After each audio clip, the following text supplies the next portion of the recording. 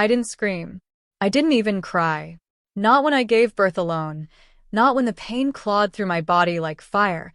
Not even when the nurse looked at me with quiet pity and asked, "Is anyone coming to pick you up?" Before we begin, drop a comment and tell us where are you from and from which city you're watching our videos. And after watching the whole video, don't forget to tell us what would you do in this situation? Be honest, tell me in the comments below. We read every comment. Let's begin. I was 20 years old, lying in a cold hospital bed, my son in my arms, and silence in my phone. The one person I had hoped would show up, my own mother, was the same person who slammed the door in my face. "You've humiliated us," she'd screamed at me weeks earlier when I came home pregnant. She didn't even let me get past the porch. "You've destroyed your father's name. You've disgraced this family." Then she turned her back and locked the door behind her like I was filth. I remember standing there in the rain, hands on my belly, numb from head to toe. That was the last time I looked back at that house. I gave birth with no one beside me. No mother's hand to hold. No soft voice telling me it would be okay. Just me and my son, and the quiet strength I didn't even know I had until that night. The moment they laid him on my chest, something inside me shifted. I wasn't broken. I wasn't ashamed. I was his mother. And from that second on, I promised myself that I would never let him feel what I felt. Never. So I gathered what little I had, bundled my newborn son in a blanket that smelled like industrial detergent, and stepped out of that hospital with no plan, no money, and no one waiting for me. But I walked out with purpose. Because sometimes, when everyone turns their back on you, that's when you start becoming something more. I stayed in a tiny room above a laundromat that first year. The air smelled like bleach, and the floor creaked with every step. I worked nights cleaning offices. I took online classes during the day, while Mason slept in a second-hand crib beside me. Some nights, when he cried and I was so tired I could barely lift my head, I used to whisper to him, "You're not a mistake. You're my miracle." And I meant it. I missed meals so he could eat. I wore the same shoes for 4 years straight. I studied hard, worked harder. Every door that slammed in my face fueled something inside me I didn't even have words for yet. I didn't date, didn't party. I was a ghost to the world. But I was building something real, slowly, painfully, but with fire. By the time Mason turned 10, I'd gotten my business degree and launched a small virtual assistant company. I started with 1 client, then 2, then 5. I was making more money than I ever imagined back in that freezing laundromat room. I remember the first time Mason and I moved into an apartment with real heating. He looked around the empty living room, eyes wide, and said, "This is all ours?" I smiled, tears in my eyes. Every bit of it. We bought a couch, a table, curtains. It wasn't much, but it was home. I didn't meet Derek the way you'd expect someone like me to meet someone like him. It was messy, stupid, and ironically, at a gas station. I was late for a client meeting. Mason had thrown up on my shirt that morning, and I was wearing a black blazer over a hoodie. I was juggling a coffee, a laptop bag, and a grocery bag when someone stepped back without looking and bumped right into me, spilling everything. "Oh my God," I started, flustered. But the man turned, and before I could unload my usual New York sarcasm, he looked at me and smiled. "I'm so sorry. That one's on me." He helped me gather my things. Then he held the door open. Then he offered to buy me a new coffee. I almost said no, but I was tired. And something about his face, kind eyes, steady voice made me pause. "All right," I said. "Just coffee." One coffee turned into a conversation. That conversation turned into a lunch. Lunch turned into dinner 2 weeks later. And that dinner, that's when I learned who he really was. Not just Derek, but Derek Sullivan. The Derek Sullivan, the tech billionaire, CEO of Sullivan Innovations. The man behind half the startups in Manhattan. I didn't believe it at first. I thought I was being punked, but it was real. And the crazy part? He didn't care that I was a single mom. He didn't care that I didn't come from money or that I didn't have a last name that meant something. He just saw me. And for the first time since Mason was born, I let someone in. We married quietly. Mason was my best man. Derek didn't want cameras or magazine covers. He just wanted us. By year 3, I had my own company running independently, a consulting firm rising fast, and a seat on 2 boards that used to laugh when I pitched ideas as a broken turn. I never reached out to my mother. Not once. But when I saw her that day, 15 years after she turned her back on me, I didn't need revenge. I just needed peace. She showed up outside our penthouse building looking like a shadow of the woman I remembered. Her hair was thinner, her skin dull, but her eyes still carried that familiar blend of pride and judgment. Until they didn't. Until she saw Derek step out of the car, hand in mine. And then her mouth dropped. "That's him," she stammered. "That's Derek Sullivan." I nodded. Calmly. "My husband." Her knees buckled. She collapsed right there on the sidewalk.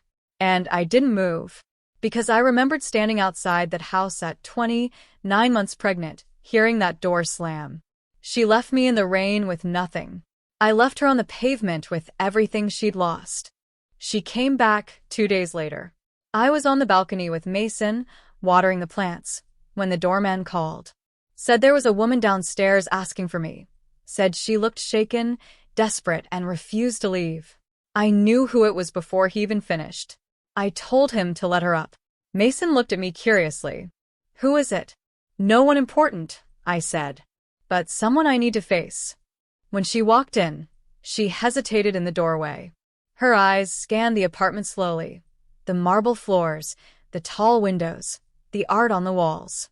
Her gaze finally landed on me. She looked like she didn't recognize me. I didn't blame her. I wasn't the scared girl from that night anymore. "I'm sorry to show up like this," she said quietly. But I didn't know what else to do. I said nothing. She looked down, twisting the straps of her worn-out purse. "After your father passed, I lost everything. Medical bills, loans, the house. I have nothing left." Still, I stayed quiet. She looked up, eyes already glassy. "I've been sleeping on a friend's couch. I haven't eaten properly in days. And when I saw you the other day, I fainted because I realized I turned away the only person who would have stood by me." "Don't make this sound noble," I said finally, voice calm. "You didn't just turn me away. You made sure I had nowhere else to go." Tears rolled down her cheeks. I was scared. I didn't know how to deal with it. I didn't know how to handle you being pregnant. "You didn't even try," I replied. "I begged. I cried. You slammed the door anyway." She nodded, wiping her face with shaking hands. "You're right. I can't undo what I did. But I'm still your mother." That word felt heavy. She took a step forward. "Please. "Just a little help. I'll disappear after that. I swear." I went to my desk, pulled out an envelope, and handed it to her. She opened it, hands trembling. It was a check. Enough to settle debts, get an apartment, eat for months. Her eyes widened. This is too much." "It's not," I said. "It's what I owe myself, not you." She tried to hug me. I stepped back. "This doesn't mean we're okay," I told her. "It doesn't mean I forgive you. It just means I'm no longer the girl you left behind." She looked at me, eyes filled with something between regret and shame. "Can I meet Mason?" she asked. "No," I said flatly. "He doesn't need to know what abandonment feels like." She bit her lip, nodded slowly, and left without another word. I stood at the door long after it closed. Not because I was sad, but because I felt free. That night, I sat at the edge of Mason's bed, watching him sleep. His chest rose and fell in rhythm, one arm thrown over his forehead, a slight snore escaping his lips. He was 15, but still my little boy. He had no idea his grandmother had been in our home just hours earlier. And he didn't need to. He didn't need to know the version of me who stood on a porch at 20, crying and begging to be let in. He only knew this version, strong, calm, steady. The woman who never let him see her break. I brushed his hair back and whispered, "You saved me, kid." Because he had. A week passed. I thought maybe that was the end of it. But then she showed up again. This time at my office. I was in a meeting when my assistant slipped me a note. There's a woman here. Won't leave. Says it's family. I stepped out and saw her in the waiting area, wearing the same cardigan, eyes wide and anxious. I told you not to come here, I said, voice low and firm. I know. I know. I'm sorry. She stood quickly, fumbling with something in her bag. I wanted to give you this. She pulled out an old photograph. Me, at 8 years old, sitting on my dad's lap. My mother behind us, smiling stiffly. I kept it, she said. All these years. I didn't take it. Why are you really here? I asked. I just want to see you again, she whispered. You, Mason. I want to fix things. There's nothing to fix, I said. You made sure of that. Her eyes darted around the office. You have everything now. You don't need to be angry anymore. And that's when I understood. She didn't come because she regretted what she'd done. She came because I'd made it without her. Because I had what she didn't. And it stung. I'm not angry, I said. I'm indifferent. That's worse. You're nothing to me now. I turned to walk away. Please, she called out. I'm your mother. I stopped. Not because of her voice, but because for a split second, I felt that old ache creep back in. The one that used to beg for love. But it didn't last long. I looked back at her and said, No, you were. Then I walked away. Derek noticed the change in me that evening. We were in the kitchen, prepping dinner, when he asked, She came back again, didn't she? I nodded. He set the knife down gently. You okay? I didn't yell, I said. I didn't cry. I just told her the truth. He reached over and touched my hand. You don't need to explain. You don't owe her anything. I swallowed hard. It's weird. I thought I'd feel something, satisfaction, closure. But I just don't care anymore. That's growth, he said. That's you becoming someone she can't reach. I looked at him. This man who had never once made me feel less than, who loved Mason like his own, who never saw my past as baggage. I knew in that moment I had everything I ever needed. Not because of money. Not because of the title on my office door. But because I had a home. A real one. I never told Mason the full story. I just told him that some people in life are meant to be lessons, not family.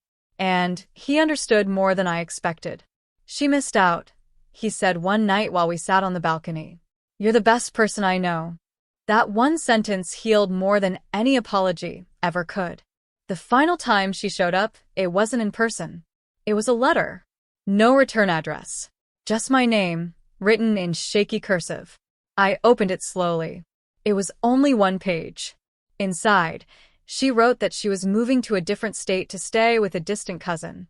Said she understood now that I didn't want her in my life, and that she wouldn't try again. At the end, she wrote, I hope someday you find it in your heart to forgive me. Not for me, but for yourself. I folded the letter and placed it in a drawer. Not because I forgave her, but because I needed to stop carrying her choices with me. Her shame was never mine. Her rejection wasn't a reflection of my worth. I made a life without her. And I made sure my son would never know the weight of begging for love. Mason's high school graduation came on a warm June morning. He wore his cap crooked and his tie loose, nervous energy buzzing through him as we walked into the stadium. Derek sat beside me, his arm draped gently over the back of my chair, the sun catching on his wedding ring. I watched my son walk across the stage and take his diploma with a proud, confident smile. And I realized this was it. This was the moment I'd been chasing all my life.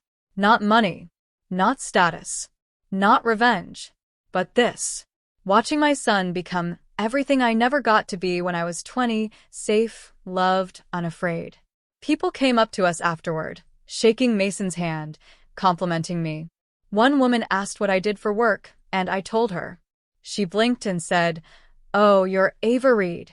I've heard your name everywhere. I smiled. That's me. We took pictures. We laughed. Mason shoved cake in my face later at dinner, and I didn't even mind. I didn't think about my mother. Not once. Until we got home. There was a message on the landline. One I'd forgotten we even had. It was her voice. I heard, Mason graduated, she said. I wasn't there, I know I shouldn't have called. I just wanted to say congratulations. That's all. He must be amazing. You did good. She paused for a moment, then hung up. I deleted the message. I didn't need it, because in the end, she had no idea how amazing he truly was, or how much we had built from nothing, or how powerful silence can be when it's chosen, not forced. I sat on the edge of Mason's bed again that night, just like I did when he was a baby. You proud of me? He asked, looking up at the ceiling. I smiled. Every second. He turned to me. Are you happy now? I thought for a long time before I answered. I think I've always been happy, I said. I just had to fight for it. He didn't say anything else. He just reached out and held my hand until he fell asleep. And that's how the story ends.